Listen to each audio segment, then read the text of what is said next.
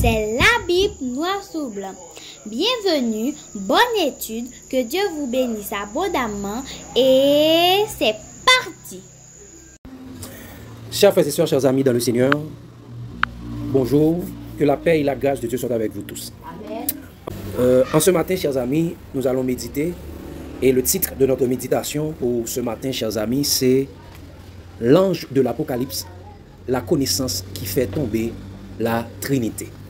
L'ange de l'Apocalypse, la connaissance qui fait tomber la Trinité.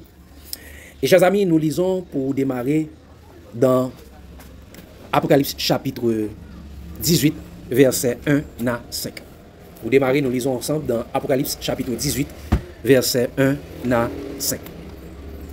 Il dit: après cela, je vis descendre du ciel un autre ange qui avait une grande autorité, et la terre fut éclairée de sa gloire.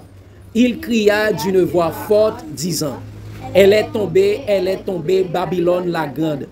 Elle est devenue une habitation de démons, un repère de tout esprit impur, un repère de tout oiseau impur et odieux, parce que toutes les nations ont bu du vin de la fureur de son impudicité, et que les rois de la terre se sont livrés avec elle à l'impudicité, et que les marchands de la terre se sont enrichis par la puissance de son luxe. Et j'entendis du ciel une autre voix qui disait: sortez du milieu d'elle, mon peuple, afin que vous ne participiez point à ses péchés, et que vous n'ayez point part à ses fléaux, car ses péchés se sont accumulés jusqu'au ciel, et Dieu s'est souvenu de ses iniquités. Amen. Chers amis, l'ange de l'Apocalypse, la connaissance qui fait tomber la Trinité. Bien avant d'aller plus loin, chers amis, nous prions ensemble. Tant de Père Céleste, nos âmes te louent et te bénissent et rendent gloire à ton nom. Du lever du soleil jusqu'à son couchant, que ton nom soit exalté. En cet instant, tant de Père, nous avons le privilège d'être ensemble pour pouvoir étudier, méditer sur ta parole. Que la sagesse d'en haut, ton Saint-Esprit vienne nous imprégner pour nous conduire dans toute la vérité et nous enseigner toutes choses, et qu'ainsi comme des enfants nous puissions apprendre, comprendre, appliquer et partager ta parole pour notre croissance spirituelle. En Jésus, nous t'en prions. Amen. Chers frères et sœurs, chers amis, l'ange de l'Apocalypse, la connaissance qui fait tomber la Trinité. Nous disons bienvenue à Sœur Thomas. Bienvenue Sœur Thomas, que Dieu te bénisse. D'accord, nous saluons Sœur Thomas. Sœur Thomas salue nous, chers amis. Nous saluons Sœur Thomas. Donc, chers amis, cette étude que nous allons faire, c'est l'étude que nous devions faire dernièrement, mais malheureusement, nous ne l'avons pas fait ni sur le groupe, ni avec vous. Eh bien, aujourd'hui, nous allons le faire. L'ange de l'Apocalypse, la connaissance qui fait tomber la Trinité. Chers amis, nous vivons dans un temps où l'idolâtrie fait rage. L'idolâtrie bat son plein dans le monde et même au milieu de ceux qui professent servir Dieu. Par l'hypocrisie des faux docteurs, les théologiens et tous ceux qui enseignent et prêchent la loi, nous avons été égarés loin de la vérité biblique telle qu'elle est révélée en Jésus-Christ, comme il est écrit dans 1 Timothée chapitre 4 verset 1-2. 1 Timothée chapitre 4 verset 1-2, nous lisons ensemble: mais l'Esprit dit expressément, dans les derniers temps, quelques-uns abandonneront la foi pour s'attacher à des esprits séducteurs et à des doctrines de démons, par l'hypocrisie des faux docteurs portant la marque de la flétrissure dans leur propre conscience. Donc, chers amis, par les doctrines démoniaques, les religieux et leurs fanatiques, nous avons été idolâtres consciemment ou inconsciemment. L'une des doctrines de démons qui a conduit le christianisme sans Christ à l'idolâtrie est la doctrine de la Trinité. La doctrine de la Trinité qui dit Dieu, le Père, qui dit il y a un Dieu en trois personnes, ou bien trois, et c'est Trinité, c'est trois dieux, veut dire Dieu le Père, Dieu le Fils et Dieu le Saint-Esprit. Pour des gens qui vous disent que la Trinité c'est une autre compréhension, c'est un Dieu en trois personnes, mais Tri veut dire trois. Ce n'est pas un Dieu en trois personnes, mais c'est trois dieux. Ils font la promotion pour trois dieux. Regardez, chers amis, la définition de mot Trinité. dans le dictionnaire, trinité veut dire ensemble de trois choses ou trois personnes. Trio, triade. Ok? Ensemble de trois choses ou de trois personnes. Donc, ça veut dire trinité, ité veut dire Dieu. Donc, ça veut dire, quand nous dit trinité, ça veut dire trois dieux. Et il dit dans la religion, et on continue avec la définition, dans la religion, il dit ça, trois divinités réunies en une seule divinité triple. Ok? Trois divinités réunies en une seule divinité triple, comme on trouve dans certaines religions anciennes. Donc, chers amis, la question de la Trinité, c'est quelque chose qui est dans les religions anciennes. Trinité, c'est trois divinités réunies en une seule divinité triple, comme on le trouve dans certaines religions anciennes. Ça, je vous montre là la définition qu'on trouve sur Wikipédia, la définition des dictionnaires. Et il dit dans le christianisme, c'est un seul Dieu en trois personnes de même nature, Père, Fils et Saint-Esprit. Et nous devons savoir également que la Trinité, d'après la définition également, la Trinité, c'est une fête chrétienne qui célèbre une entité trinitaire. C'est une fête. La Trinité, c'est une fête. C'est une fête inventée par les catholiques. Et chers amis, et nous savons qu'un pays qui s'appelle comment? Trinidad and Tobago. Ça veut dire c'est Trinité. Trinidad veut dire Trinité. Un pays s'appelle Trinité. Donc ça veut dire c'est un mot courant. Eh bien, chers amis, si vous parcourez les 66 livres de la Bible, de Genèse à l'Apocalypse, vous n'allez voir aucune mention du mot Trinité dans les Saintes Écritures. Si vous parcourez les 66 livres de la Bible, vous n'allez jamais voir le mot Trinité mentionné dans aucun verset de la Bible. Cette doctrine antichrétienne non biblique a été introduite par le système de l'Église catholique romaine par le soi-disant conversion de Constantin en 313. En 313, après 313, avec la conversion de Constantin, eh bien, chers amis, cette doctrine a été inventée. Elle fut confirmée par les prêtres catholiques en 325 lors du concile de Nicée et adoptée par toutes les églises œcuméniques qui ont renié la foi de Jésus pour la théologie inventée par le philosophe polythéiste Platon. Parce que depuis le temps de Platon, vers 300 avant Jésus-Christ, eh bien, chers amis, cette doctrine était déjà commencée par la philosophie de Platon, la théologie qui vient de Platon. On commençait à parler de la Trinité. C'est pourquoi on nous dit que la Trinité, c'est une doctrine des religions anciennes.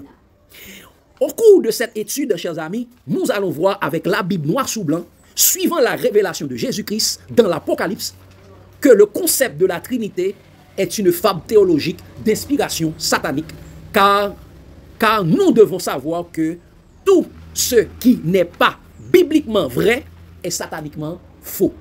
Tout ce qui n'est pas bibliquement vrai est sataniquement faux. Tout ce qui n'est pas bibliquement écrit est diaboliquement ajouté. Et tout ce qui contredit Jésus-Christ est de l'antichrist Satan.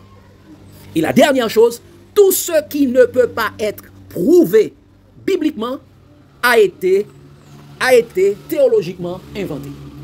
Tout ce qui ne peut pas être prouvé bibliquement a été inventé théologiquement. C'est pourquoi Jésus dit, chers amis, dans Matthieu 5, le verset 37, que votre parole soit oui, oui, non, non. Tout ce qu'on y ajoute vient du malin. Que votre parole soit oui, oui, non, non. Tout ce qu'on y ajoute vient du malin. Donc Jésus parlait lui-même et également de la parole de Dieu. Que votre parole soit oui, oui, non, non. Tout ce qu'on y ajoute vient du malin. Donc tout ce qu'on ajoute vient de Satan. Donc tout ce qui n'est pas écrit dans la parole de Dieu et qui a été ajouté vient de Satan, le père du mensonge. C'est pourquoi, regardez ce que le sage Salomon a dit dans Proverbe 30, le verset 5. Proverbe 30, le verset 5-6. Regardez ce qu'il dit. Dès que nous voyons que quelque chose n'est pas écrit dans la Bible, et malheureusement les hommes, les religieux font profession de cette chose, connaissez que, chers amis, ceci ne vient pas de la parole de Dieu. Ceci a été ajouté diaboliquement. Ceci vient du père du mensonge, Satan. Regardez ce qu'il dit. Proverbe 30, verset 7. Disons ça, toute la parole de Dieu. 5-6. Il dit, toute parole de Dieu est éprouvée. Il est un bouclier pour ceux qui cherchent en lui un refuge. n'ajoute rien à ces paroles, de peur qu'il ne te reprenne et que tu ne sois trouvé menteur. Qui ça? Quand tu ajoutes quelque chose, tu seras trouvé menteur. Et qui est menteur et le père du mensonge? C'est le diable, comme il est écrit dans Jean 8, le verset 44. Donc, chers amis, nous allons voir ensemble cette étude, l'ange de l'Apocalypse, la connaissance qui fait tomber la Trinité. L'ange de l'Apocalypse, la connaissance qui fait tomber la Trinité. Au cours de cette étude, chers amis, nous allons voir ensemble qui est l'ange de l'Apocalypse. La première chose. Et la deuxième chose, nous allons voir et pourquoi ne pas l'adorer.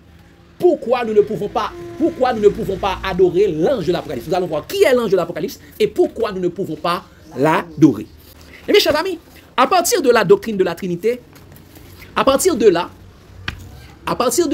cette présentation, et mes chers amis, la doctrine de la Trinité sera effondrée comme une maison sous le choc de puissants tremblements de terre. Jésus donne la recommandation salutaire à tous ses disciples, les chrétiens qui sont en quête de la vérité salvatrice, leur disant, si vous demeurez dans ma parole, vous êtes vraiment mes disciples, vous connaîtrez la vérité et la vérité vous affranchira. Donc, chers amis, qui est l'ange de l'Apocalypse? Allons dans Apocalypse 1er, verset 1. Apocalypse 1er, verset 1, nous allons aller rechercher à connaître qui est l'ange de l'Apocalypse. Et à partir de là, chers amis, nous disons que lorsque nous avons fini de connaître qui est l'ange de l'Apocalypse, la doctrine de la Trinité va être effondrée. Qu'est-ce qu'il a dit, chers amis? Il dit, révélation de Jésus-Christ, que Dieu lui a donné pour montrer à ses serviteurs les choses qui doivent arriver bientôt, et qu'il a fait connaître par l'envoi de son ange à son serviteur Jean. Donc, chers amis, il dit, révélation de Jésus, que Dieu lui a donné pour montrer à ses serviteurs les choses qui doivent arriver bientôt. Donc, chers amis, la révélation de Jésus se fait connaître par son ange. Et regardez, chers amis, cette même chose a été... Nous devons savoir que le livre de l'Apocalypse, c'est le décèlement du livre de Daniel.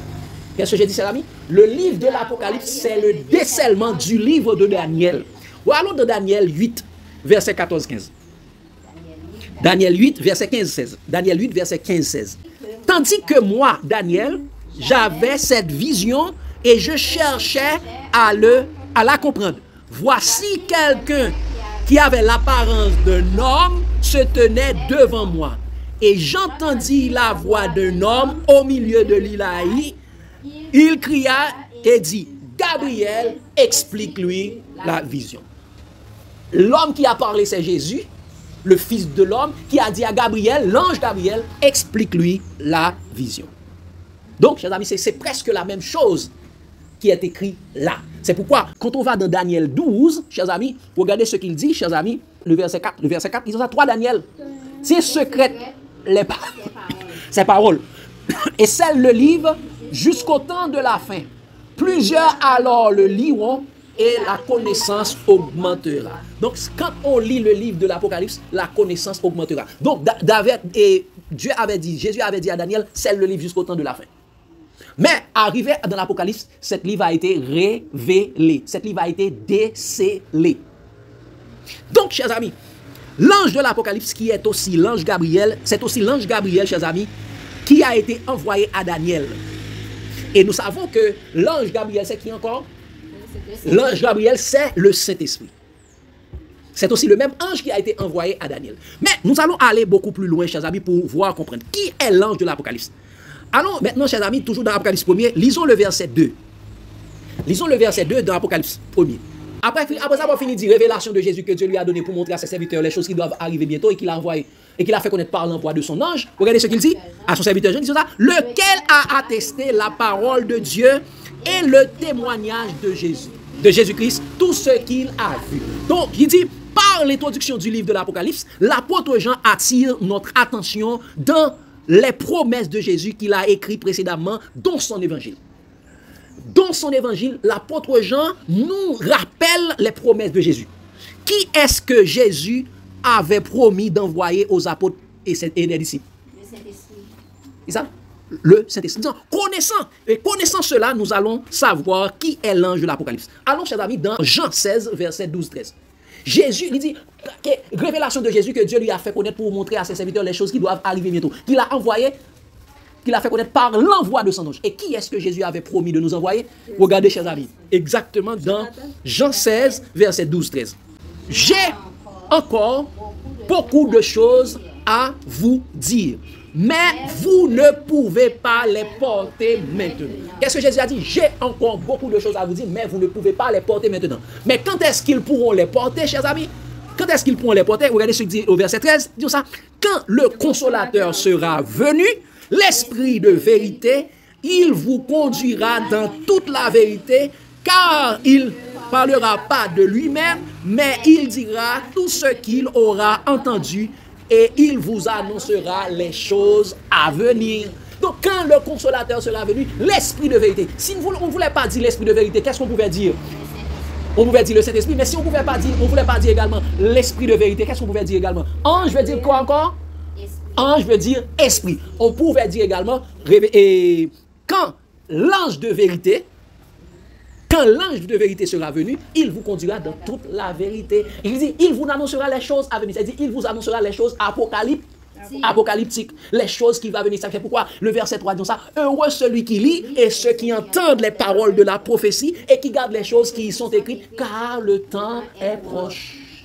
Donc, chers amis, l'ange qui a révélé les choses à Jean, c'est l'ange que Jésus avait promis d'envoyer à ses disciples.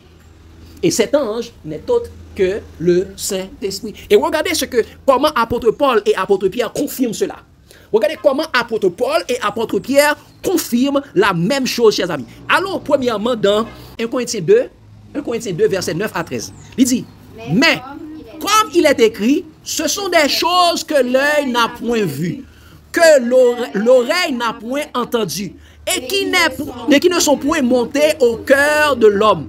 C'est des choses que Dieu a préparées pour ceux qui l'aiment. Donc les choses que Dieu a préparées pour ceux qui l'aiment, ces choses ne sont pas encore montées dans l'esprit de l'homme et l'homme n'a point encore entendu cela. Mais regardez comment Dieu a révélé cela aux hommes. Il dit, verset 10, comme ça, Dieu nous les a révélés par l'esprit. Car les esprits sont tout, même les profondeurs de Dieu. Qui ça?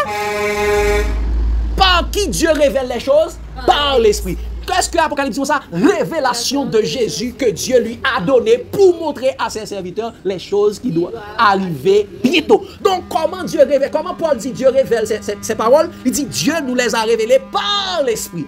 Paul est en train de parler du Saint-Esprit. Donc chers amis, l'ange de l'Apocalypse c'est le Saint-Esprit. Et on continue chers amis au verset 11, dit ça, lequel des hommes connaît les choses de l'homme si ce n'est l'Esprit de l'homme qui est en lui. De même, personne ne connaît les choses de Dieu si ce n'est l'Esprit de Dieu. Or, nous n'avons pas reçu l'Esprit du monde, mais l'Esprit qui vient de Dieu. Elle dit l'Esprit qui vient de Dieu, l'ange qui vient de Dieu, afin que nous connaissons les choses que Dieu nous a données par sa grâce. Et nous n'en parlons non avec un discours qu'enseigne la sagesse humaine, mais avec ce qu'enseigne l'Esprit en employant un langage spirituel pour les choses spirituelles. Dieu nous les a révélés par l'Esprit. Révélation de Jésus que Dieu lui a donné pour montrer à ses serviteurs les choses qui doivent arriver bientôt. Dieu nous les a révélées par l'Esprit. Donc l'ange de l'Apocalypse, c'est le Saint-Esprit par lequel Dieu révèle ces choses. Et confirmons encore cela, chers amis, de Pierre 1er, à partir du verset 19, regardez ce qu'il dit, chers amis. Il continue pour dire, chers amis, tout ça. Et nous tenons pour d'autant plus certaine la parole prophétique à laquelle vous faites bien de prêter attention. Comme une lampe qui brille dans un lieu obscur jusqu'à ce que le jour vienne apparaître et que l'étoile du matin se lève dans vos cœurs. Donc il faut prêter attention, comme Jésus avait dit, chers amis, heureux celui qui lit et ceux qui entendent les paroles de la prophétie et qui gardent les choses qui y sont écrites, car le temps est proche. Et regardez la suite, chers amis. Regardez la suite, il dit, chers amis, au verset 20 et 21, de ça, sachant tout d'abord, vous-même, qu'aucune prophétie de l'Écriture ne peut être un objet d'interprétation particulière. Car ce n'est pas par une volonté d'homme qu'une prophétie a jamais été apportée, mais c'est poussé par le Saint-Esprit que des hommes ont parlé de la part de Dieu. C'est poussé par le Saint-Esprit que des hommes ont parlé de la part de Dieu. C'est poussé par le Saint-Esprit que des hommes ont écrit de la part de Dieu. Donc, révélation de Jésus que Dieu lui a donné pour montrer à ses serviteurs les choses qui doivent arriver bientôt et qu'il a fait connaître par l'envoi de son ange, c'est par l'envoi du Saint-Esprit. Donc, chers amis, nous avons vu en premier lieu, chers amis, premièrement, l'ange de l'Apocalypse, c'est le Saint-Esprit. Ça, c'est un premier exemple. Nous allons essayer de regarder d'autres exemples, chers amis, parce que nous dit, le titre de notre méditation, c'est l'ange de l'Apocalypse, la connaissance qui fait tomber la Trinité. Donc, chers amis, deuxièmement, chers amis, l'ange de l'Apocalypse qui fait connaître la révélation de Jésus. L'ange de l'Apocalypse qui fait connaître la révélation de Jésus ou qui révèle les choses de Dieu est le Saint-Esprit. Qui est l'ange de l'Apocalypse? Retournons dans Apocalypse 1er, le verset 1er. Nous allons regarder une autre chose dans Apocalypse 1er, le verset 1er. Qu'est-ce qu'il a dit encore? Il dit, révélation de Jésus-Christ que Dieu lui a donné pour montrer à ses serviteurs les choses qui doivent arriver bientôt. Et qu'il a fait connaître par l'envoi de son ange à son serviteur Jean. Donc, chers amis, il dit qu'il a fait connaître par l'envoi de son ange à son serviteur Jean. Donc, c'est une révélation que Dieu a envoyée à son église, à ses enfants. Mais regardez, chers amis, la terminaison des 7 livres, des 7 lettres envoyées aux églises.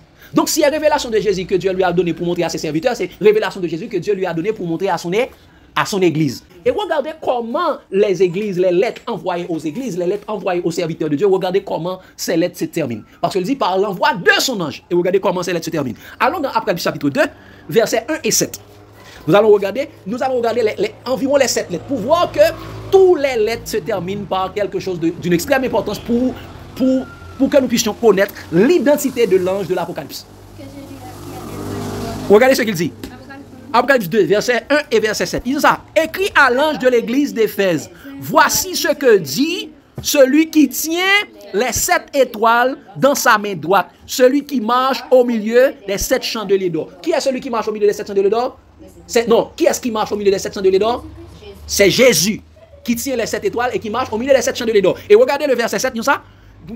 Il dit, voici ce que dit Jésus, mais regardez qui parle au nom de Jésus. Il dit ça, que celui qui a des oreilles entende ce que l'Esprit dit aux églises. À celui qui vaincra, je donnerai à manger de l'arbre de vie qui est dans le paradis de Dieu. Que celui qui a des oreilles entende ce que l'Esprit dit aux églises. Qu'est-ce que Jésus avait dit? Par l'envoi de son ange à son serviteur Jean. Mais qui parle à l'église encore? L'Esprit. Que celui qui a des oreilles entende ce que l'Esprit dit aux églises. Regardons dans une autre lettre. Une autre lettre, chers amis, Apocalypse chapitre 2, verset 12 et verset 17. Nous allons prendre, presque toutes les lettres se terminent ainsi, mais nous allons prendre quelques-unes là-dedans. Apocalypse chapitre 2, verset 12 et verset 17. Disons ça. Écrit à l'ange de l'église de Pergame. Voici ce que dit celui qui a l'épée aiguë à 2 tranchants. Qui a l'épée aiguë à 2 tranchants? C'est Jésus. Regardez le verset 17. Disons ça. Que celui qui a des oreilles entende ce que l'Esprit dit aux églises. Ainsi de suite. Donc, que celui qui a des oreilles entende ce que l'Esprit dit aux églises. Par qui Jésus avait dit qu'il a envoyé pour connaître sa révélation encore? C'est par l'ange. Et qui est cet ange qui parle? Qui est celui qui parle à l'église encore? L'Esprit. Que celui qui a des oreilles entende ce que l'Esprit dit aux églises. C'est-à-dire, l'ange de l'Apocalypse, c'est le Saint-Esprit. Et toutes les lettres se terminent ainsi. Si vous prenez également Apocalypse 2, verset 18 et 19, là, il termine également et écrit à l'ange de l'église de Thyatire que celui qui a des oreilles pour entendre, entende ce que l'Esprit dit aux églises. Pour l'être à l'église de Sardes, il commence également écrit à l'ange de l'église de Sardes dans Apocalypse 3, versets 1 et 6. Il ça, écrit à l'ange de l'église de Sardes, et il termine encore que celui qui a des oreilles pour entendre, entende ce que l'Esprit dit aux églises. Prends la lettre de Philadelphie, Apocalypse 3, verset 7 et verset 13, il va dire la même chose, écrit à l'ange de l'église de Philadelphie, et il va terminer pour dire au verset 13 que celui qui a des oreilles pour entendre, que celui qui a des oreilles entende ce que l'Esprit dit aux églises. Et terminer avec l'église de Laodicée. Terminé avec l'église de Laodicée, l'église du dernier temps. Regardez ce qu'il est dit dans Apocalypse 3, verset 14 et verset 22. Il dit, écrit à l'ange de l'église de Laodicée, voici ce que dit l'Amen, le témoin fidèle et véritable, le commencement de la création de Dieu. Qui est le commencement de la création de Dieu encore? Jésus. Au commencement était la parole était avec Dieu et la parole était Dieu. Et regardez le verset 22, comment la lettre se termine. Que celui qui a des oreilles entende ce que l'Esprit dit aux églises. Donc, chers amis, c'est pourquoi Jésus conclut en disant, regardez comment Jésus conclut le livre de l'Apocalypse pour montrer exactement que l'ange de l'Apocalypse, c'est exactement le Saint-Esprit. Regardez la conclusion du livre. Regardez Apocalypse 22, verset 16-17. Apocalypse 22, verset 16-17. Regardez ce que Jésus dit lui-même. Il dit, moi, Jésus, j'ai envoyé mon ange pour vous attester ces choses dans les églises. Qui ça Jésus dit? J'ai envoyé mon ange pour attester ces choses dans les églises. Pas dans certaines églises, mais dans les églises. Quand il parle dans les églises, il parle dans les 7 églises. Il dit dans toutes les églises, parce que le chiffre 7, c'est le chiffre de la plénitude, le chiffre de la totalité. Disons ça, je suis le rejeton de la postérité. Je suis le rejeton et la postérité de David, l'étoile brillante du matin. Quelle est l'étoile brillante du matin encore? Non, Jésus. Mais que symbolise l'étoile brillante du matin? C'est le soleil. Jésus est le soleil de justice. Regardez le verset 17. Disons ça. Quand il dit, moi Jésus, j'ai envoyé mon ange pour vous attester ces choses dans les églises. Regardez qu'est-ce qui a été écrit exactement dans le verset 17. Ils disent ça. Et l'esprit et l'épouse disent, viens. Donc l'esprit c'est le Saint-Esprit, l'épouse c'est l'église. Il dit, le Saint-Esprit et l'épouse et l'église disent, viens. Et que celui qui entend dise, viens. Et que celui qui a soif, vienne. Que celui qui veut prenne de l'eau de la vie gratuitement. Donc, il a envoyé, moi Jésus, j'ai envoyé mon ange pour vous attester ces choses. Et qui est-ce qui dit, viens avant? L'Esprit. L'Esprit et l'Église. Donc, chers amis, nous concluons que, chers amis, que l'ange de l'Apocalypse est le Saint-Esprit. L'ange de l'Apocalypse est le Saint-Esprit. Donc, l'ange de l'Apocalypse, la connaissance qui fait tomber la Trinité. Nous voyons clairement à 3 reprises que l'ange de l'Apocalypse c'est Gabriel, l'ange de l'Apocalypse c'est le Saint-Esprit. À 3 reprises, nous voyons c'est l'ange qui parle à l'Église. Et mes chers amis, l'ange de l'Apocalypse, la connaissance qui fait tomber la Trinité. La deuxième partie de la question, chers amis, peut-on adorer l'ange de l'Apocalypse, qui est le Saint-Esprit? Peut-on l'adorer? Nous allons regarder. Est-ce que nous n'allons pas répondre de par nous-mêmes parce que très souvent, longtemps, on nous a fait adorer l'ange de l'Apocalypse. On nous a fait adorer le Saint-Esprit. Nous voyons que le Saint-Esprit, c'est l'ange de l'Apocalypse. Est-ce qu'on peut adorer le Saint-Esprit? Allons regarder. Que dit Apocalypse 1er, verset 1er encore?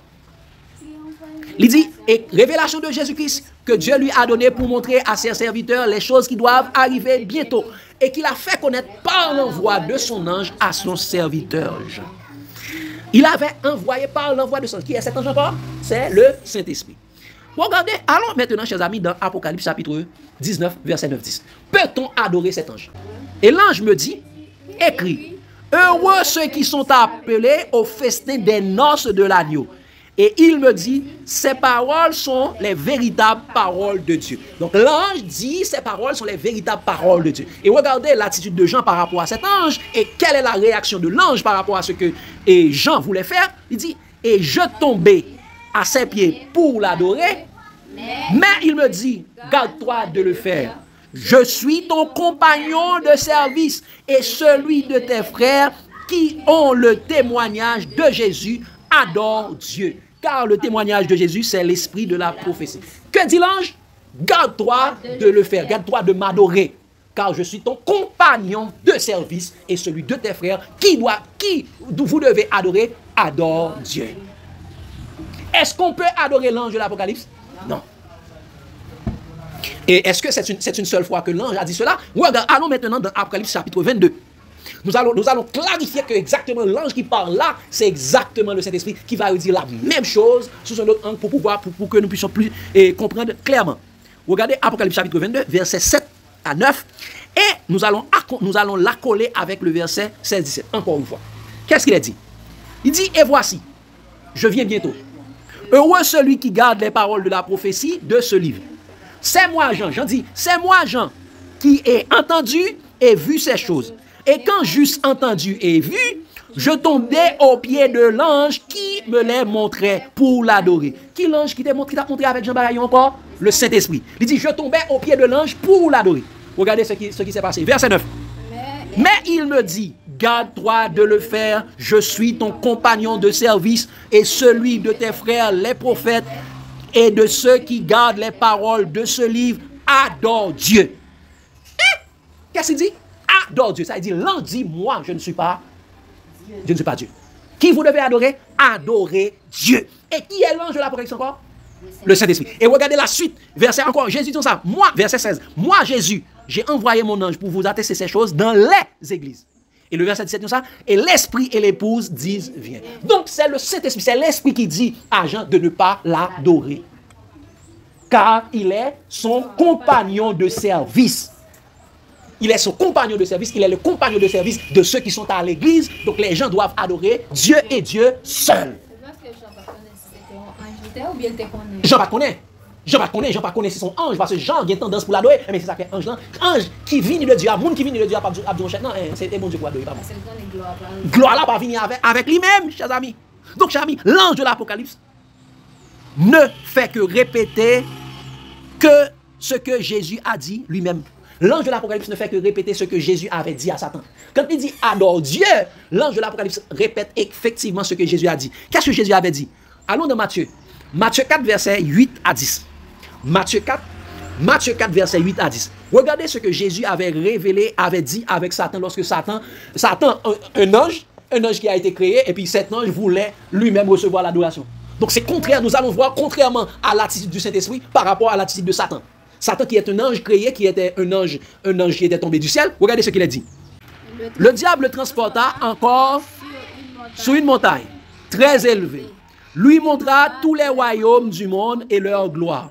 Et lui dit, je te donnerai toutes ces choses si tu te prosternes et m'adores. Jésus lui dit, retire-toi Satan, car il est écrit, tu adoreras le Seigneur ton Dieu et tu le serviras lui seul. Qui ça? Tu adoreras le Seigneur ton Dieu et tu le serviras lui seul. Donc, l'ange de l'Apocalypse, quand l'ange de l'Apocalypse, quand le Saint-Esprit dit adore Dieu, l'ange veut dire que lui-même, il n'est pas Dieu, c'est Dieu seulement qui mérite de l'adoration. Donc, chers amis, l'ange de l'Apocalypse, la connaissance qui fait tomber la Trinité. De toute sa vie terrestre, chers amis, Jésus n'a jamais dit à ses disciples qu'il est un avec le Saint-Esprit. De toute sa vie terrestre, Jésus n'a jamais dit à ses disciples qu'il est lui et le Saint-Esprit sont un. La voyait ou l'autre pour lui. C'est parce que lui-même avec l'autre, il n'est pas un seul. Regardez ça, le dit. Regardez avec qui Jésus a dit qu'il est un. Avec son Père. Regardez ce qu'il a dit. Jean 14, verset 8 à 11. Disons ça. Philippe lui dit, Seigneur, montre-nous le Père et cela nous suffira. Qui est-ce que Philippe a demandé de voir? Le Père. Montre-nous le Père et cela nous suffit. Regardez la réponse de Jésus. Verset 9. Disons ça. Jésus lui dit, il y a si longtemps que je suis avec vous et tu ne m'as pas connu, Philippe. Celui qui m'a vu a vu le Père. Comment dis-tu, montre-nous le Père? Ne crois-tu pas que je suis dans le Père et que le Père est en moi? Les paroles que je vous dis, je ne les dis pas de moi-même. Et le Père qui demeure en moi, c'est lui qui fait les œuvres. Croyez-moi, je suis dans le Père et le Père est en moi. Croyez du moins à cause de ses œuvres. Quoi? Je suis dans le Père et le Père est en moi. Moi et le Père, nous sommes un. Est-ce que Jésus a jamais dit qu'il est un avec l'Esprit? Non. Regardez, Jean 17, verset 20 à 23. Jean 17, verset 20 à 23. Une autre confirmation pour voir, chers amis. Pour montrer que Jésus, quand il parle, lui, il parle de 2 personnes. Mais les hommes parlent de 3 personnes. Et quand il parle de 2 personnes, il parle de 2 personnes en tant que un. Moi et l'autre, nous sommes un. Jésus est en train de prier son Père. Jésus est en train de prier qui? Son Père. Qu'est-ce qu'il dit? Ce n'est pas pour eux seulement que je te prie, mais encore pour ceux qui croiront en moi par leur parole, afin que tous soient un, comme toi, Père, tu es en moi, et comme je suis en toi, afin que aussi soit un en nous pour que le monde croit que tu m'as envoyé. Qu'est-ce que Jésus dit? Comme toi, Père, tu es en moi, et comme je suis en toi. Bon, s'il y avait 3 personnes, Jésus aurait dit la 3e. Il dit, comme toi, Père, tu es en moi, et comme je suis en toi, afin que aussi soit un en nous. De combien de personnes on est en train de parler là? De 2 personnes. Et Jésus dit, moi et le Père, nous sommes un. Et le verset 22, continue, vous dites, chers amis, je leur ai donné la gloire que tu m'as donnée, afin qu'ils soient un comme nous sommes un. Moi en eux, toi en moi, afin qu'ils soient parfaitement un, et que le monde connaisse que tu m'as envoyé, et que tu les as aimés comme tu m'as aimé. C'est ça? C'est clair, chers amis. C'est clairement écrit. C'est clairement écrit, chers amis. La Bible est claire que tous soient un. Donc Jésus dit, moi et le Père, nous sommes un. Et l'autre chose, nous allons voir, chers amis, de toute sa vie terrestre. Écoutez cela bien, chers amis. De toute sa vie terrestre, Jésus n'a jamais demandé à ses disciples ou de quoi au Saint-Esprit. Ou bien que la connaissance du Saint-Esprit est la vie éternelle. Qu'est-ce que c'est dit ça, ami? Jésus n'a jamais dit à ses disciples que la connaissance du Saint-Esprit est la vie éternelle. Qu'est-ce qu'il a dit? Dans Jean 17, verset 1 à 3. Regardez ce qu'il a dit. Jean 17, verset 1 à 3. Jésus a dit, voici ce que c'est la vie éternelle. C'est la connaissance du Père et la connaissance du Fils. Qu'est-ce qu'il a dit? Jean 17, verset 1 à 3. Il dit, après avoir ainsi parlé, Jésus leva les yeux au ciel et dit, Père, l'heure est venue. Glorifie ton Fils afin que ton Fils te glorifie. Selon que tu lui as donné pouvoir sur toute chair, afin qu'il accorde la vie éternelle à tous ceux que tu lui as donné. Or, la vie éternelle, c'est qu'ils te connaissent, toi, le seul vrai Dieu, et celui que tu as envoyé, Jésus-Christ. Quelle est la vie éternelle? C'est la connaissance de Dieu, le Père, et la connaissance de Jésus-Christ. Pourquoi c'est toujours deux personnes? Or, la vie éternelle, c'est qu'ils te connaissent, toi, le seul vrai Dieu, et celui que tu as envoyé, Jésus-Christ. Oui, ça ne va pas mentionner une troisième personne. Non. Et nous continuons, chers amis. De toute sa vie terrestre, Jésus n'a jamais demandé à ses disciples de croire au Saint-Esprit. Qu'est-ce que j'ai dit, chers amis? De toute sa vie terrestre, Jésus n'a jamais demandé à ses disciples de croire au Saint-Esprit. Qu'est-ce qu'il a dit? Regardez dans Jean 14, le verset 1er. Que votre cœur ne se trouble point. Croyez en Dieu et croyez en moi. Qui ça? Que votre cœur ne se trouble point. Croyez en Dieu, le Père, et croyez en moi. Et c'est pourquoi la suite dit ça. Il y a plusieurs demeures dans la maison de mon Père. Si cela n'était pas, je vous l'aurais dit. Je vais vous préparer une place. Et lorsque je m'en serai allé et que je vous aurai préparé une place, je reviendrai et je vous prendrai avec moi. Quand il dit croyez en Dieu, croyez en moi, c'est croyez dans le Père et croyez en moi. Moi et le Père, nous sommes un. Il ne va jamais dire moi, le Père et le Saint-Esprit, nous sommes un.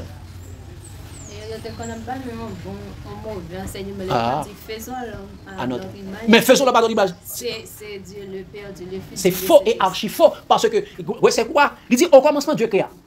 Mais regardez, qu'est-ce qu'il a dit à Jean 1er?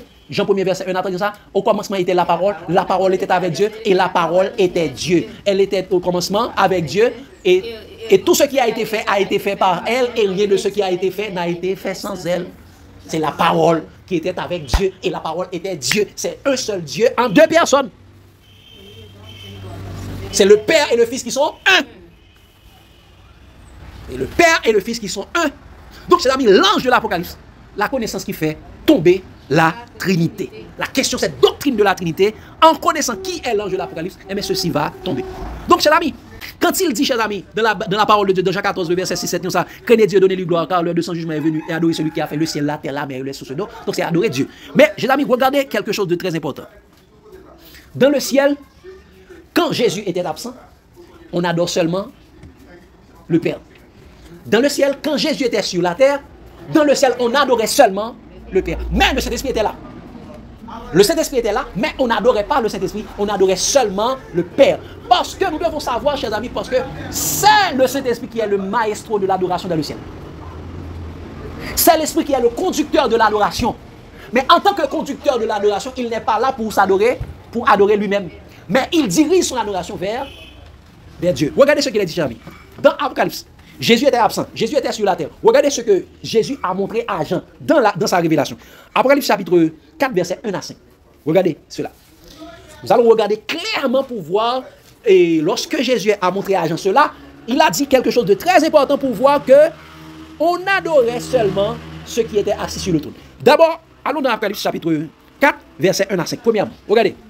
Il dit, après cela, je regardais, et voici, une porte était ouverte dans le ciel. La première voix que j'avais entendue, comme le son d'une trompette, et qui me parlait, dit, monte ici et je te ferai voir ce qui doit arriver dans la suite. Qui est-ce qui lui parlait avant? Qui lui parlait au milieu qui avait la voix comme les trompettes? C'était Jésus. Et Jésus dit à Jean, monte ici, je vais te montrer. Regardez, le verset de dire ça. Aussitôt, je fus ravi en esprit. Et voici, il y avait un trône dans le ciel. Et sur ce trône, quelqu'un était assis. Celui qui était assis avait l'aspect d'une pierre de jaspe et de sardoine. Et le trône était environné d'un arc-en-ciel semblable à deux lémurs. Qui était assis sur le trône? Le Père. Le Père, l'ancien des jours. Il continue. Donc il dit autour du trône. Regardez, autour du trône, je vis 24 trônes. Et sur ces trônes, 24 vieillards assis, revêtis de vêtements blancs. Il dit, et leur tête était C'est sur leur tête, et sur les têtes des couronnes d'or. Du trône sortent des éclairs, des voix et des tonnerres. Regardez cela dit, devant les trônes brûlent 7 lampes ardentes qui sont les 7 esprits de Dieu. Donc les 7 esprits étaient là. Autour du trône, il y avait 24 vieillards. Il y avait également 4 êtres vivants. Et le Saint-Esprit était devant le trône. Et qui était assis sur le trône? L'ancien des jours qui est le Père. Maintenant, regardez la scène d'adoration qui est en train de passer. Le verset 8 à 11, toujours dans Apocalypse chapitre 4. Regardez ce qui se passe. Il dit, les 4 êtres vivants ont chaque, verset 8 à verset 11. Il dit, les 4 êtres vivants ont chacun 6 ailes.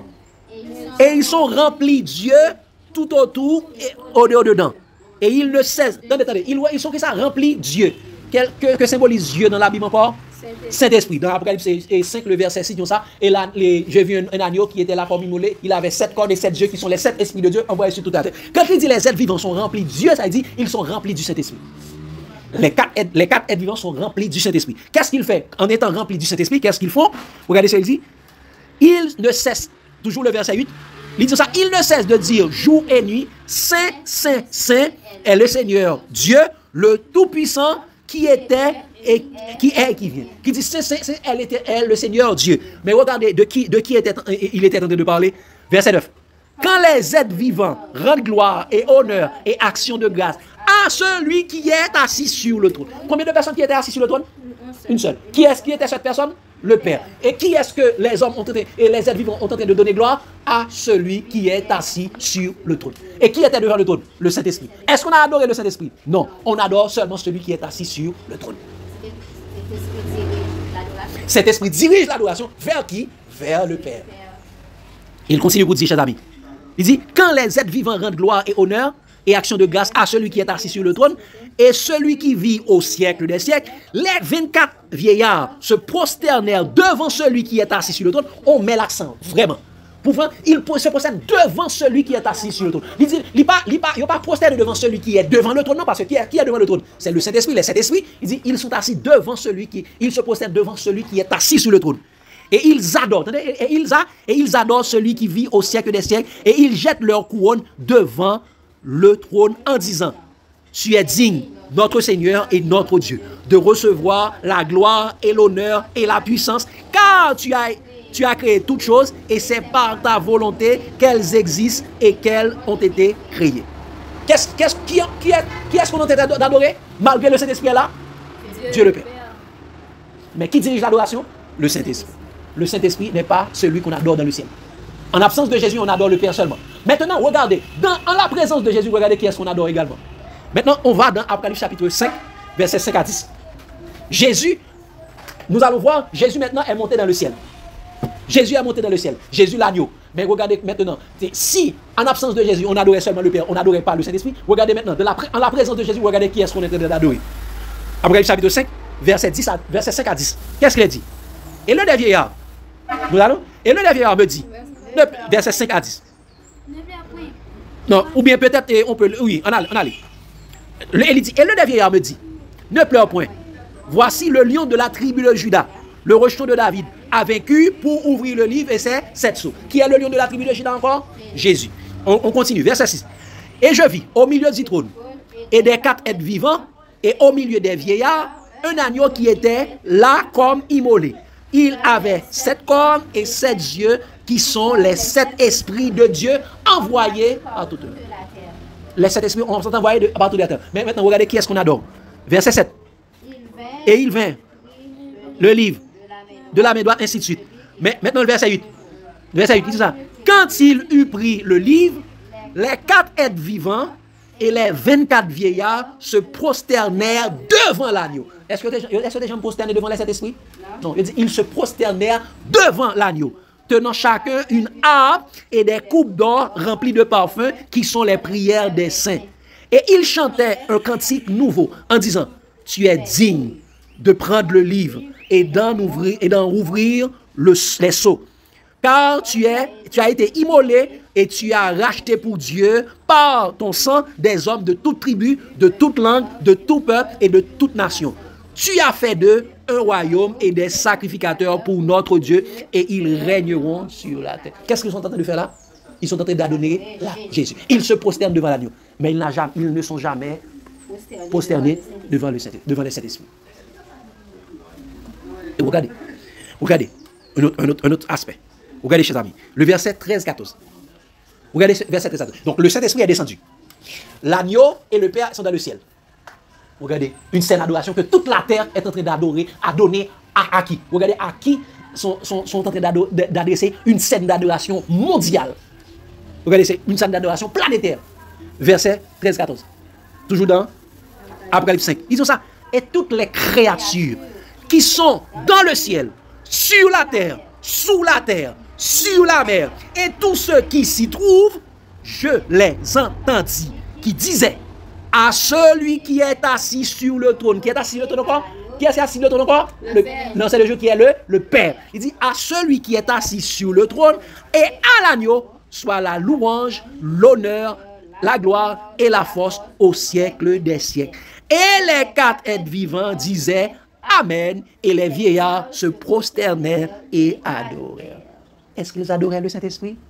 Qui ils sont en train d'adorer là? Le Père et le Fils. Celui qui est assis sur le trône et l'agneau. Et qui est-ce qui est en train d'adorer?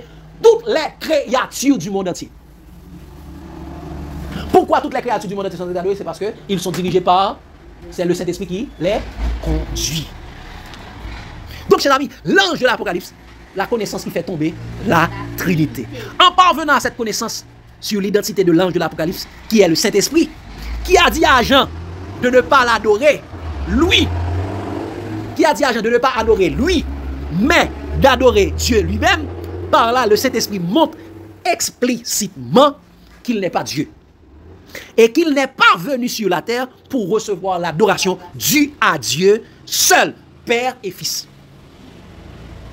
Donc, chers amis, le concept de la Trinité, un Dieu en 3 personnes, Dieu Père, Dieu Fils, Dieu Saint-Esprit, ne viennent pas de Dieu, mais des doctrines de démons, provenant d'un évangile anathème, qui prêche un autre Jésus et un autre esprit, qui prêche un autre évangile et d'un autre Jésus par un autre esprit. Nous savons ça, chers amis? Regardez cela, exactement écrit dans 2 Corinthiens. 2 Corinthiens 11, verset 3-4. Toute personne qui prêche l'évangile d'une Trinité, c'est un autre évangile de notre Jésus par un autre esprit. Regardez ce qu'il dit. 2 Corinthiens 11, verset 3-4. Qu'est-ce que l'apôtre Paul dit?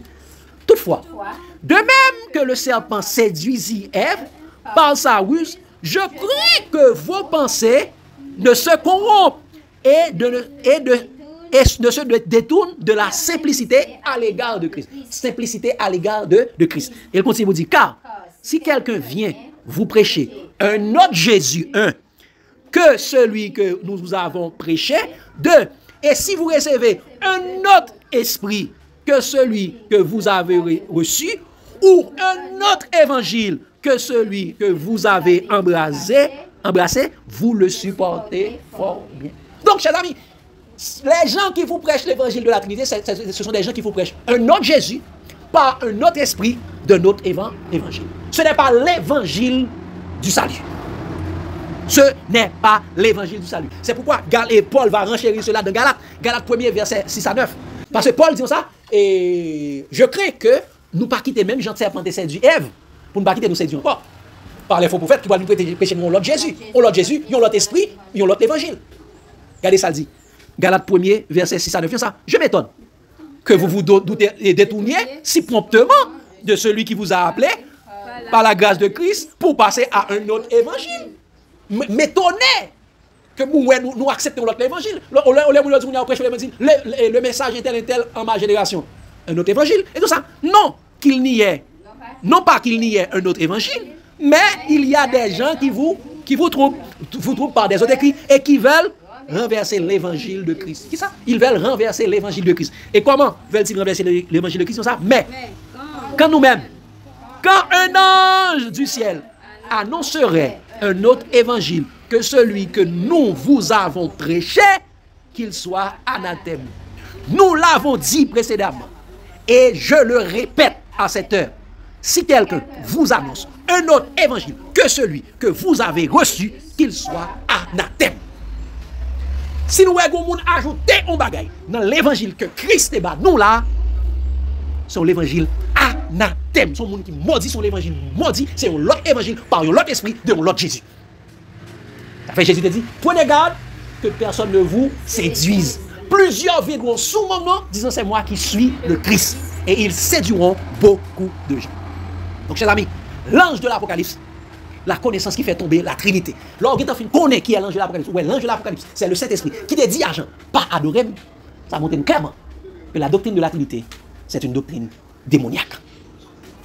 C'est une fausse doctrine de notre Jésus par un autre esprit qui est l'autre évangile. C'est pourquoi Apocalypse chapitre 18, le texte par lequel nous avons commencé, Apocalypse 18, verset 1 à 5, Apocalypse 18, verset 1 à 5, il dit, après cela, je vis descendre du ciel un autre ange qui avait une grande autorité et la terre fut éclairée de sa gloire. Et qu'est-ce que cet ange dit?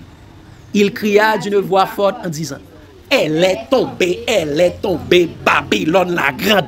Babylone est tombée. Quand vous connaissez ces choses, Babylone est tombée. Il dit, elle est devenue quoi?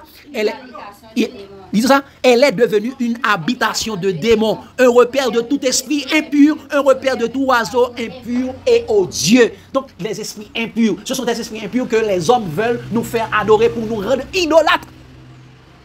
Il dit, ah non, il faut adorer l'esprit. Ah, moi, saluer l'esprit qui est roi. Ah, ma pas adorer le chant du Saint-Esprit. Descend, esprit du Dieu. Non, mes amis, vous ne devez pas vous adorer directement au Saint-Esprit. Vous ne devez pas adorer le Saint-Esprit. Vous devez adorer Jésus et le Père. Vous devez adorer Jésus et le Père. Et regardez ce qu'il dit. Il continue pour dire ça. Il dit, ils sont devenus une habitation de démons. Verset 3 dit ça. Parce que toutes les nations ont bu du vin de la fureur de son impudicité et que les rois de la terre se sont livrés avec l'aile à l'impudicité et que les marchands de la terre se sont enrichis par la puissance de son.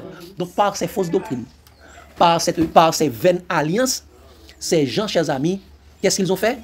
Ils ont séduit toute la terre par le vin de Babylone. Le vin veut dire alliance. Par l'alliance qu'ils ont fait avec Babylone. Ils se sont enrichis par la puissance de Babylone. C'est pourquoi ils vous prêchent. Et l'évangile de la théologie de la postérité, ils prennent de l'argent au nom de Dieu. Ils s'enrichissent, mais en vous prêchant un autre évangile. L'amour de l'argent est une racine de tous les maux. Et plusieurs, en étant possédés, se sont égarés de la foi et ils se sont jetés eux-mêmes dans bien des tourments. Donc, chers amis, nous vivons dans un temps où l'idolâtrie fait rage. Beaucoup de personnes vous prêchent un autre évangile. Et ceux qui vous prêchent un évangile, ce sont ceux qui se sont attachés à la loi directement.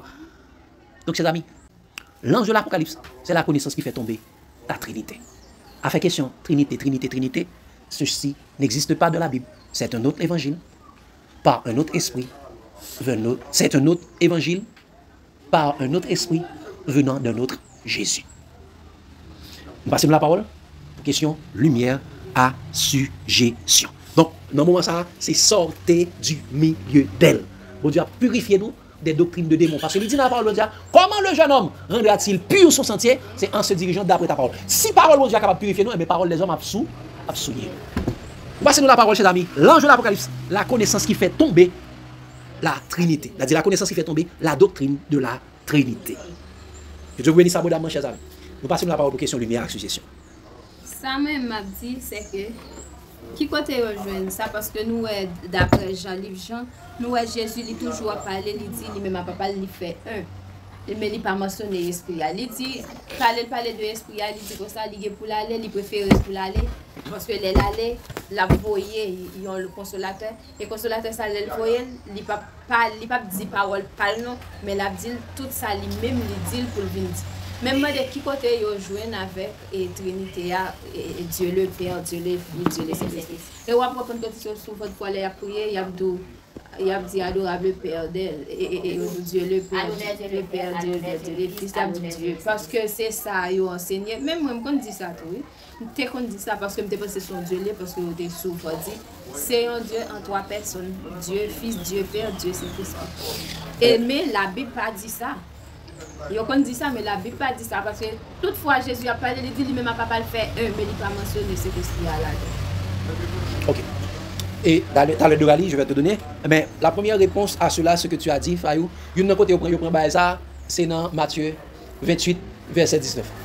Allez faire de toutes les nations des disciples, les baptisant au nom du Père, du Fils et du Saint-Esprit. Là, on dit au nom du Père, du Fils et du Saint-Esprit, ça veut dire c'est trois dieux, c'est Dieu ça ou bien. C'est Père, Fils, Saint-Esprit. Mais très souvent, il y a des gens qui disent c'est ajouter ça parce que toutes les apôtres ont baptisé, apôtres par exemple, nous avons une étude sur la doctrine du baptême, les apôtres ont baptisé les gens au nom de Jésus. Pas au nom du Père, du Fils et du Saint-Esprit. Et on prend à partir de ça, et bien c'est en 325, dans la concile de Nicée, les catholiques vont introduire la doctrine de la Trinité. Pour qui ça reprend la doctrine de la Trinité? C'est une doctrine qui gagne dans pile l'autre bagaille Dieu pareil, et puis on prend même doctrine ça, on vient mettre en dedans. C'est les doctrines, parce que généralement, les constantés convertis, et bien Constantin, qui tient un païen, qui a adoré le soleil Invincus, a dit, qu'on a adoré le dieu soleil, et puis là, l'entrée en dedans christianisme, et puis qu'on y a, le christianisme, il va changer le christianisme, toute pratique païenne que le dernier, il finit faire l'entrée dans le christianisme. Parce que le chrétien était en pile, et bien, comme son homme politique, il besoin de faveur chrétien, et puis il tout mettait avec païen, et puis tout ça qui est dans païen, il mettait dans l'église, et ça fait qu'on y a tout vieux Dieu, tout saint, tout vieux Dieu, qui était mauvais Dieu, et faux Dieu qui a adoré, et bien, on vient faire qu'on y a dans l'église catholique, on vient tourner saint. Saint tel, mais c'est des dieux qui étaient existé. Donc, c'est là, c'est Constantin qui peut introduire la doctrine de la Trinité. Vous mettez fouiller là de Genèse jusqu'à l'Apocalypse, vous pas besoin de question de Trinité ça. Et j'ai dit encore que votre parole soit oui, non, tout ce qu'on ajoute vient du mal. Dorali. Et ça m'a pas ajouté tout, tellement que la doctrine de la Trinité n'a pas venu de Jésus-Christ. Nous sommes capables de voir dans Apocalypse 16, verset 13. Apocalypse 16, verset 13. 14. Et je vis sortir de la bouche du dragon et de la bouche de la bête et de la bouche du faux prophète, trois esprits impurs semblables à des esprits de grenouille. Et d'abord qui vient trois. Trinité, dans Trinité, le mot trois là-dedans. Et puis Jésus te dit comme ça, le prince de ce monde vient, il n'y a rien de lui en moi. Si Satan a une doctrine Trinité, il y a trois là. Bon Dieu pas bien parce que Jésus te dit, Jésus c'est la vérité, tout ça, il dit, c'est vrai, il parle de menti dans la vie, il te dit, le prince de ce monde vient, il n'y a rien de lui en moi. Merci Apile Daouli, très intéressant ce que tu as dit. Et Dora Sheridan, c'est très important dans Apocalypse 16 verset 13-14, il dit ça vraiment, il dit le 5e verset ça coupe dans le frac et sur le trône et ça, verset 13-14 c'est ça, et le 6e verset ça coupe, le verset 13-14, Apocalypse 16 verset 13-14, et je vis sortir de la bouche, de la bouche du dragon et de la bouche de la bête et de la bouche du faux prophète trois esprits impurs. C'est la Trinité. C'est la Trinité diabolique. Le dragon, la bête et le faux prophète. Mais est-ce que Jésus gagne trois? Jésus gagne deux. Moi et le Père. Nous sommes un. Trois esprits impurs. C'est Yo qui a fait ça fait vous parler de la Trinité. Et qui est-ce qui te baille son trône à la bête encore? Le diable. Donc c'est pourquoi c'est la bête même qui vient avec la doctrine de la Trinité. Parce que bête la bête lui-même, c'est Dieu tout. C'est pas ça que tu dis ça? Vous serez comme des dieux. C'est pour ça la bête dit c'est Dieu. Esprit là, tout le protestantisme, il dit, Mounio c'est Dieu tout, et Satan c'est Dieu. Donc ça fait qu'il faut nous adorer trois dieux. Trois dieux. Et généralement, par contre, si Sœur Thomas, si vous avez une intervention, si vous avez une question, lumière, si vous comprenez tout, Sœur Thomas. Moi-même,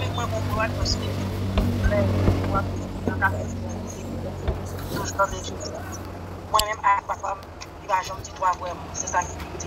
Pas de problème parce que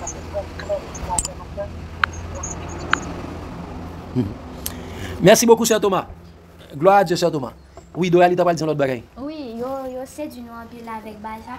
Yo même fait chanter sur lui, il y a trois personnes en Dieu. Oui, vous trouvez-vous un, il y a un seul Dieu qui règne dans les cieux, vous trouvez-vous deux. Il y a des testaments, l'ancien, les nouveaux, mais il y a un seul Dieu qui règne dans les cieux. Vous trouvez-vous trois, il y a trois personnes en Dieu. Hein? Mais moi, nous tellement chance ça pas bon. Dans trois, il y a trois personnes en Dieu. Et pourquoi ils disent ça? Et non, quand ils disent ça?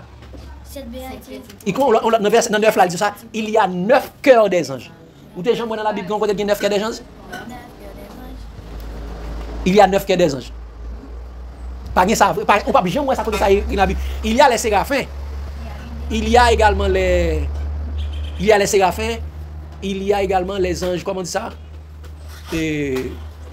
Chérubins, il y a les chérubins et il y a les anges. Et il y a l'archange, l'archange c'est Michel. Mais pas jamais côté de la Bible, côté dit il y a 9 qui est des anges. Où ça, on a trouvé ça?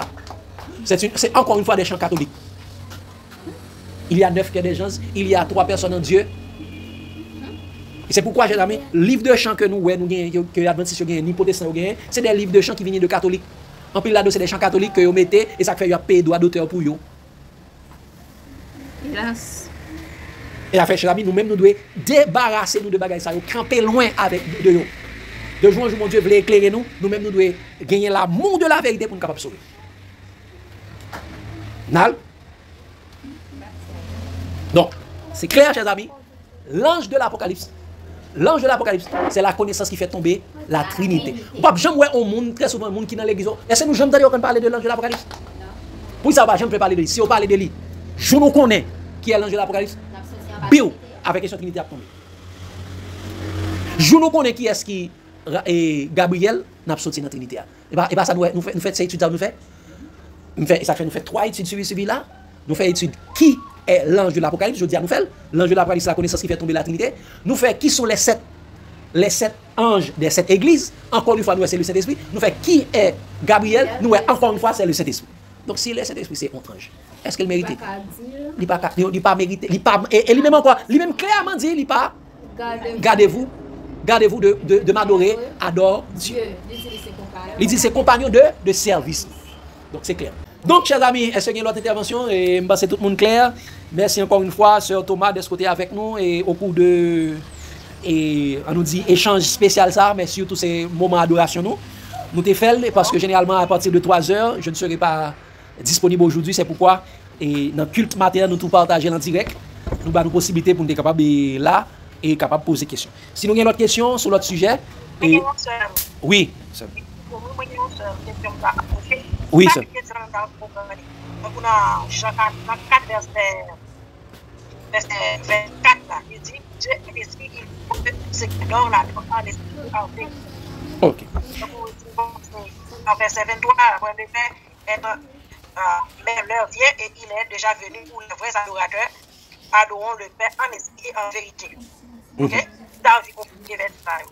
Merci beaucoup, Sœur Thomas.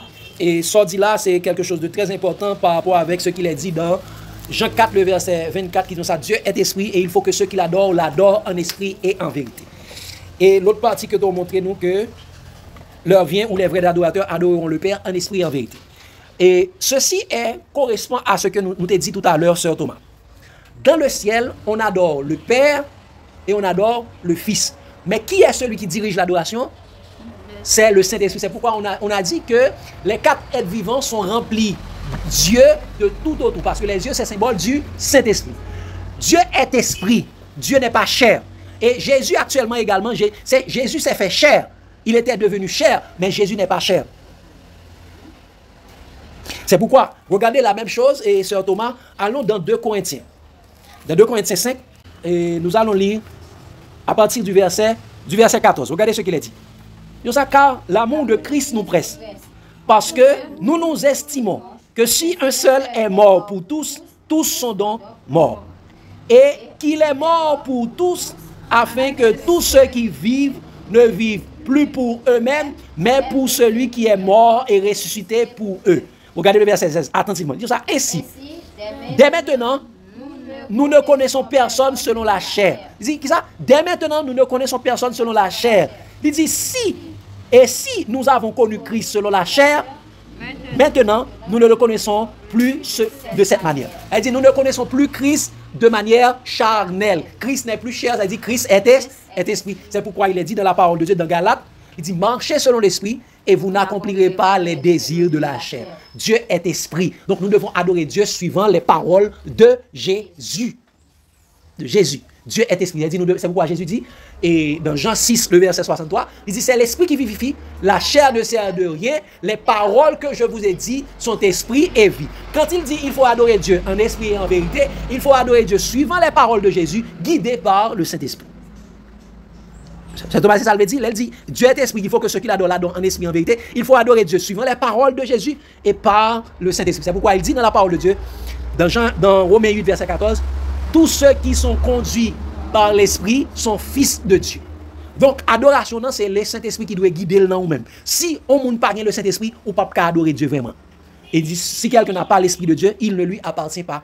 Donc, on doit adorer Dieu en esprit, c'est le Saint-Esprit, et en vérité, ça dit guidé par la parole de Dieu, car il dit, et sanctifie-les par ta vérité, ta parole est la vérité, et la parole de Dieu, c'est Jésus-Christ. Donc, on doit adorer Dieu selon ça, Jésus dit, guidé, conduit par le Saint-Esprit. Parce que c'est le Saint-Esprit qui a conduit nous dans toute la vérité. Et puis, je voulais ajouter tout, c'est que Léo dit, Dieu est esprit, il faut que ceux qui l'adorent en esprit. Ça veut dire, n'a adoré bon Dieu en esprit, parce que c'est pas un cher, même Jean dit, mais cet esprit a son entité liée dans mi-temps trois personnes. Ça veut dire c'est pas devant le trône. Oui, c'est lui qui maestro adoration. Lui là tout, mais lui-même comme s'il existait. Saint-Esprit. Oui, Saint-Esprit. Mais l'esprit est comme s'il pas cherché à la sortie nette, c'est comme dire, on souffre. Oui. On souffre pas Kawel. Oui. Donc ça veut dire son bagage qui pas ni chair ni zo. C'est un bagage qui pas ni chair ni zo là-dedans, c'est qu'appelle dit Dieu est esprit, Dieu n'a pas de chair. Ou pas qu'à toucher moyen Dieu comme ça. Oui, mais cet esprit lui-même il existait pas. Oui. Oui, il y a Saint-Esprit. Tous les anges sont des esprits. Ok, elle dit Dieu est esprit, elle dit Dieu n'a ni chair ni eau. Nous voyons là Jésus te paraît dans ça là, les nègres pas de croire qu'il te ressuscité, il dit ça venir toucher pour moi. Yon esprit n'a ni chair ni eau. Donc elle dit Dieu est esprit. Dieu pas de chair, il pas de eau là-dedans. Et après il dit Dieu pas de sang, elle dit la chair et le sang n'hériteront pas le royaume des cieux. Donc Dieu est esprit, Dieu n'a ni chair ni eau. Nous devons adorer Dieu toujours en esprit, en vérité. Donc ça suivant les paroles de Jésus, guidé par le Saint-Esprit. C'est bon, cher Thomas? Amen. Oui, c'est clair. Merci. Donc, si vous voulez adorer mon Dieu, tout le monde, moi, doit guider par le Saint-Esprit. Et même dans la prédication de l'évangile, c'est l'homme qui c'est Saint-Esprit qui doit guider pour me rendre témoignage. Il dit, vous recevez une puissance, le Saint-Esprit survenant sur vous, et vous serez mes témoins à Jérusalem, dans la Judée, dans la Samarie, et jusqu'aux extrémités de la terre. Donc, si nous n'avons pas l'Esprit, mon Dieu, nous ne pouvons pas appartenir à mon Dieu. Et ça fait après, les Jésus était baptisé, c'est là le Saint-Esprit descend sur Jésus, que mon Dieu dit, celui-ci est mon fils bien-aimé, en qui j'ai mis toute mon affection. Ok? Donc, c'est le Saint-Esprit, ça fait chaque jour qu'il faut demander, mon Dieu, le Saint-Esprit. Le Saint-Esprit conduit nous parce que c'est ça le Saint-Esprit qui connaît la volonté de Dieu, capable de conduire exactement dans la volonté de Dieu. Et c'est lui-même qui est devant le trône de Dieu, qui est là pour guider, pour conduire l'adoration. Donc, chers amis, nous avons terminé. Que Dieu bénisse nous. Donc, l'ange de l'Apocalypse, la connaissance qui fait tomber la Trinité. Que Dieu vous bénisse abondamment, chers amis. L'amour de Christ nous presse. Amen.